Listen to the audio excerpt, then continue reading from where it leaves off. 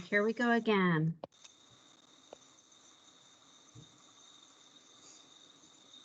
Okay.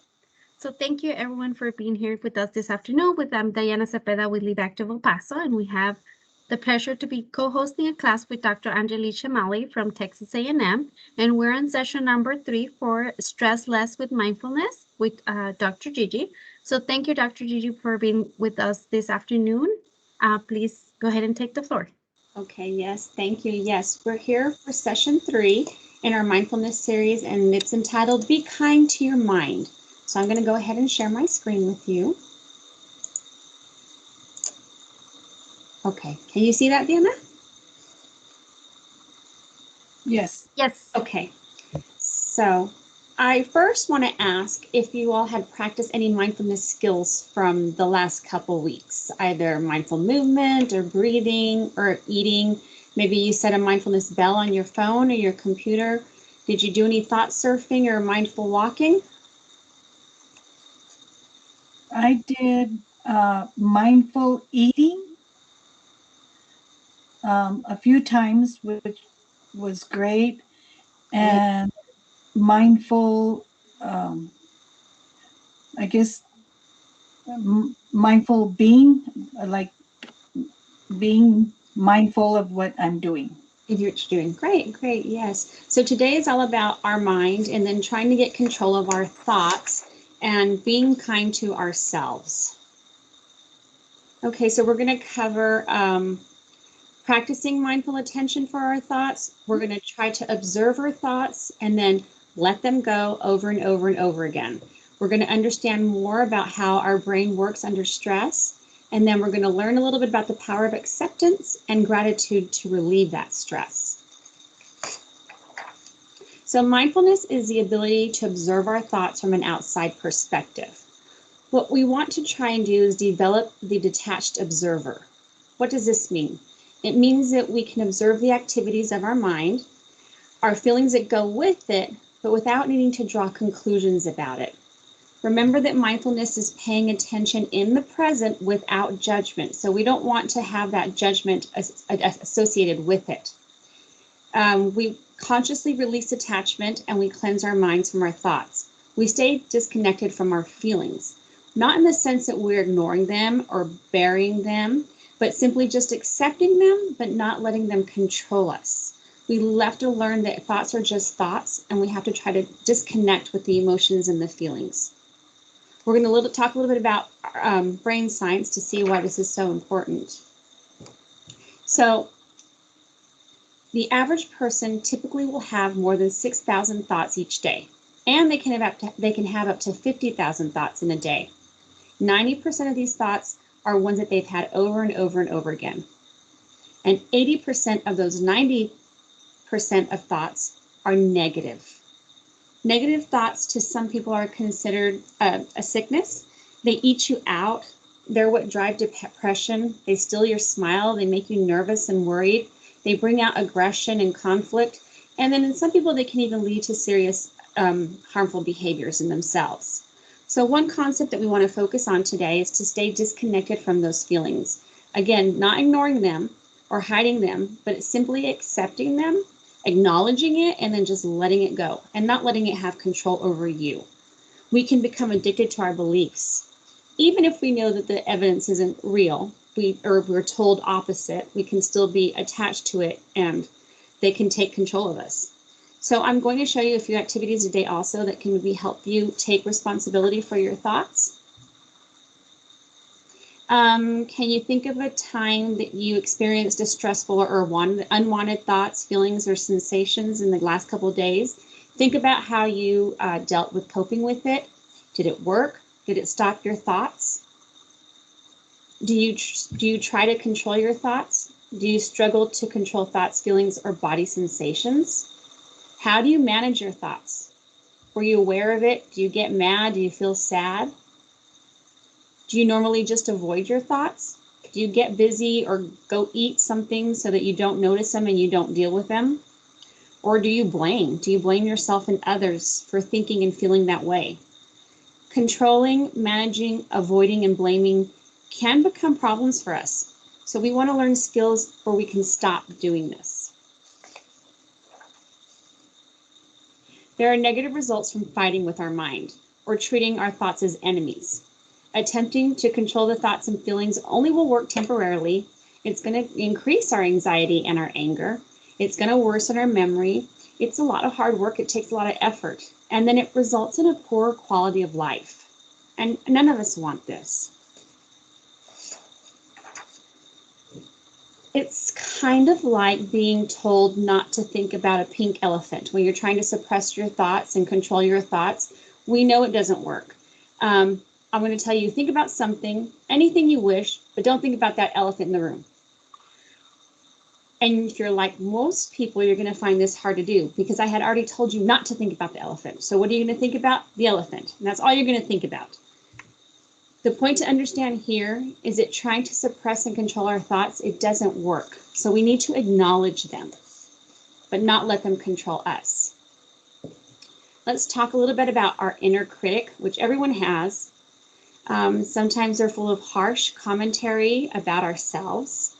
It refers to an inner voice that judges, criticizes, or demeans a person, whether or not the self-criticism is justified. Sometimes we think things about ourselves that aren't justified. A highly active inner critic can take a toll on our emotional well-being and our self-esteem. So we need to learn how to identify our inner critic so that we can overcome it. So maybe it can be helpful to identify what that inner critic voice is telling you. I mean, is it telling you that you're dumb, that there's something wrong with you? We can acknowledge it, maybe name it, and then let it go. So if you're always mean to yourself, maybe you can call that thought the mean lady or the dumb thought. And then remember that your critical voice is not a reflection of reality. It's not a reflection of what is true.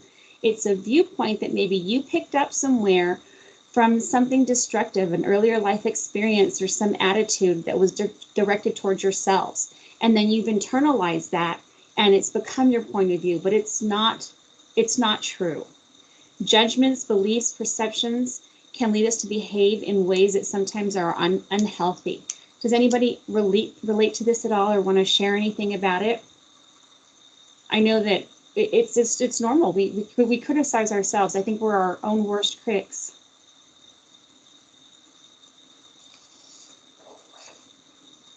So there are a few things we can do today to let those feelings go. Most of us have unrealistic beliefs about how we should be and how life should be.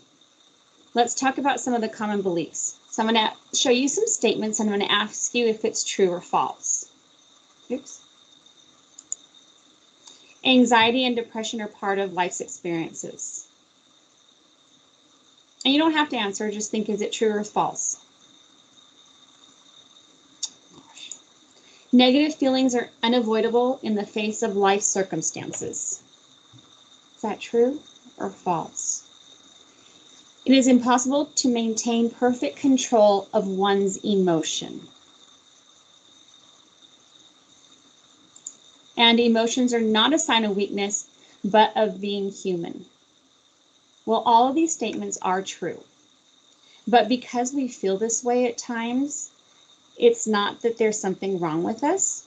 It's how we deal with these things that are important. So everybody can go through this. And this is part of everybody's true circumstances. What we want to do is be kind to our mind. These unpleasant thoughts and feelings are normal. People go through them. It's a flow of life. But we need to be more open to life's experiences because that can lead us to greater happiness and enjoyment, improved mood and relationships, improved physical health, and just improved overall comfort with ourselves and liking of ourselves. Mindfulness is about attitude and coming to a kinder, gentler relationship with our thoughts and with ourselves, our feelings and our sensations. So we want to acknowledge the things that we're feeling, but we want to get rid of them because they're not true and let them go. Let me talk a little bit about cognitive fusion. This is mistaking thoughts for reality. So we mistakenly do believe, maybe because we've told ourselves several times, that thoughts are the truth, that the thoughts or our story is important, that our thoughts have to be taken seriously, that our thoughts maybe are orders. But the story that you tell yourself is not your reality. It's just a perception. Fusion means that we become over-identified with our thoughts, so they become stuck to us. It's when we get entangled in these thoughts and we think about them daily, we're overthinking.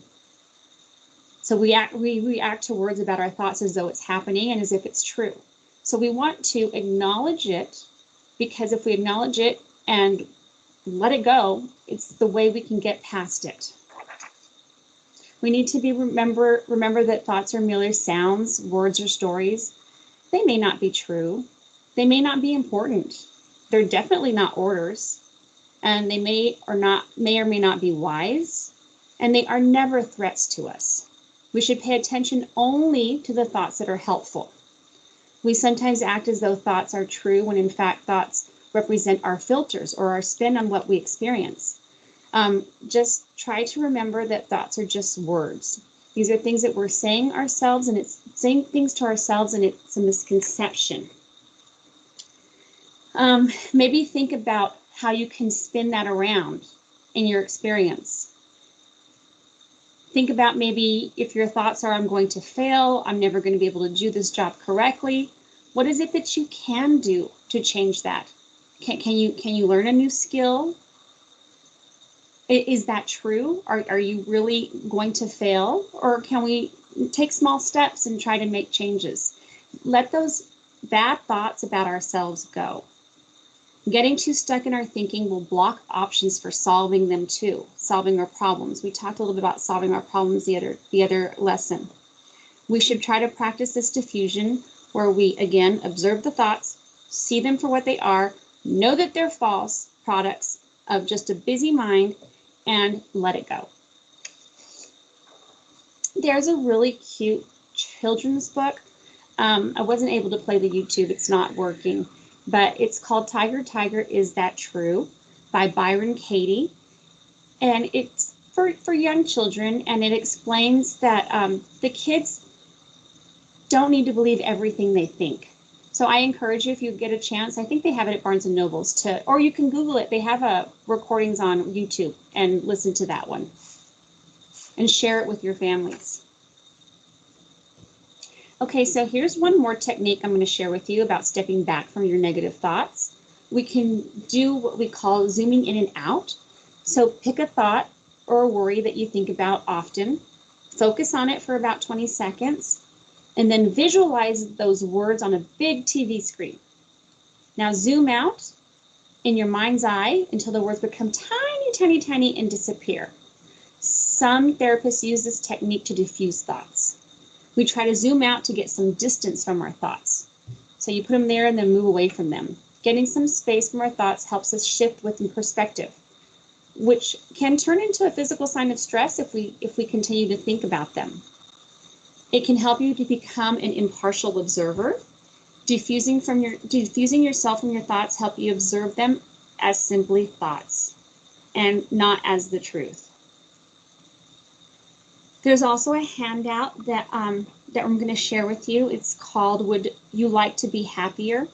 And it has some other short exercises that you can do to just help get you out of those thoughts. So today I'm talking about ways that you can there's some activities that you can do to deal with those bad thoughts and the misconception.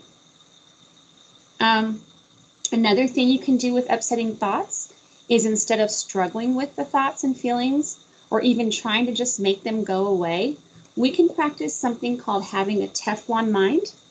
We can let our experiences, thoughts, and feelings come to our mind and then slip right out. We can attend to painful thoughts, but that doesn't mean that they should get stuck. Normally, our minds are like Velcro. Everything sticks. We keep thinking about it over and over and over again. So we want to pay attention to these painful thoughts, but then let them go. What else can we do with upsetting thoughts? Here's another option that you can try. Notice what your mind is saying. Notice what your body is doing or feeling. Notice how your mind evaluates the sensations. And then we can name the emotion. We can feel it in our body and watch it pass, acknowledge that we have these negative feelings, and this can help take away their power. So like, for instance, when negative emotions arise, let's name that emotion. So if you feel anger, name it anger. Feel it in your body.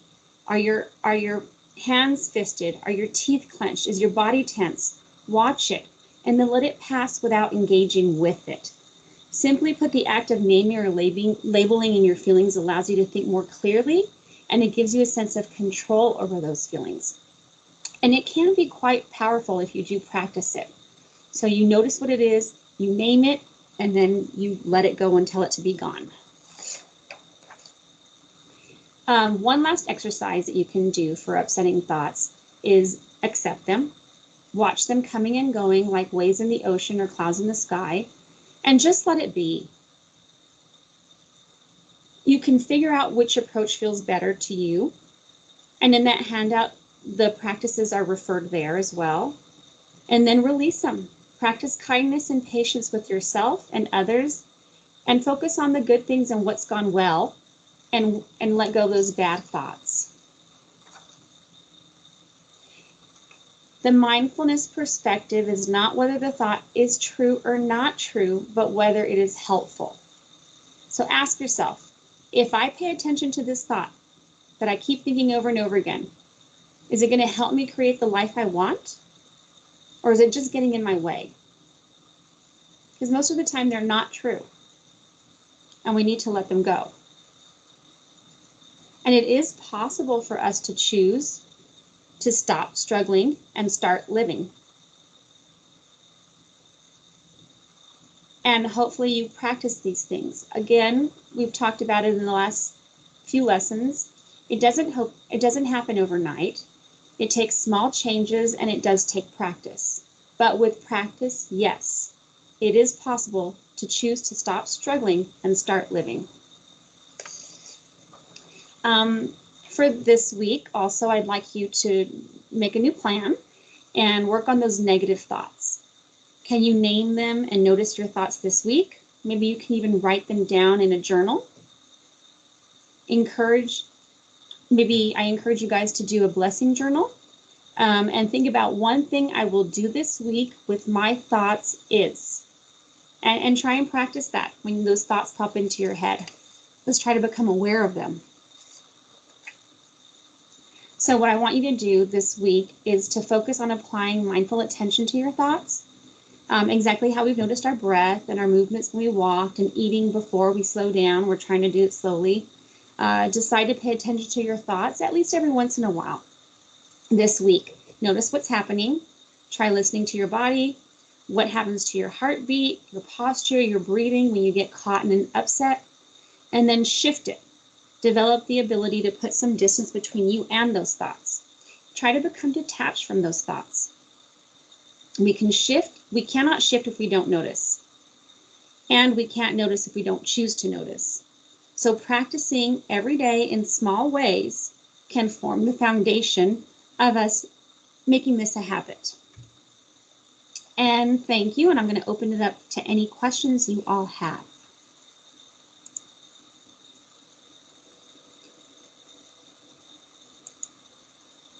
You can ask in the chat as well. I just have a quick question. How, if you're doing your daily routines and then thoughts come in, how do you remember to become mindful more often? Just with practice, I know when those thoughts, you can kind of recognize when the thoughts are going to come in. We can't stop them from coming in, but when they're coming in, we can stop, acknowledge it, think about it.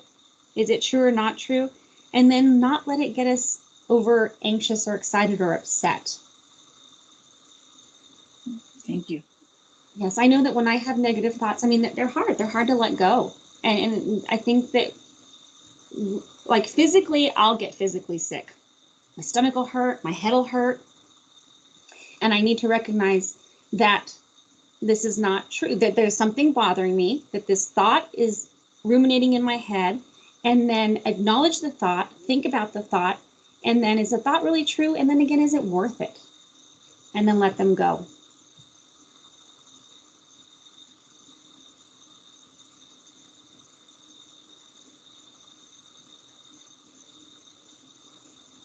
Any other questions?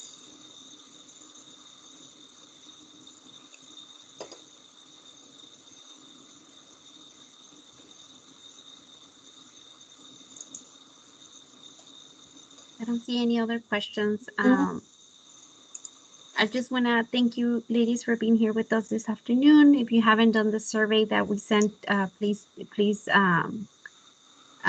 the time to fill it out. I want to thank Dr. Gigi for a great class and great information. I think as we are, adjusting to the new now, more than ever, we do need that additional assistance and how to handle this feelings and this, emotions that we're going through. So thank you, Dr. Gigi, for that. Yes, thank you.